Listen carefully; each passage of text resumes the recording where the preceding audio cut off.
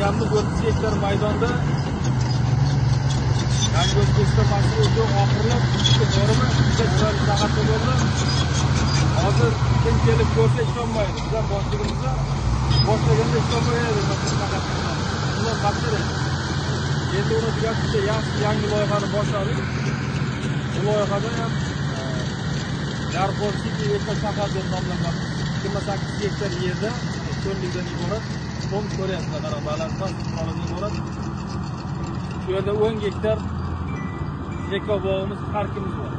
Faqat daraxtni 10 gektar joyda mana shu yerda yashaydigan odamlar, vaqt yashaydigan odamlar qariyb 2000 ga 2,5 mingga yaqin xonadonga xizmat qilayotgan eko park bo'ladi.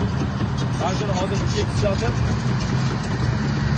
qo'ysak, bu qishda bahor mavsumida chiroyli daraxtlardan ekib, yo'lakchalar, o'tirgichlar qo'yib, yoritiqlarni qo'yib, juda chiroyli parkka aylantiramiz.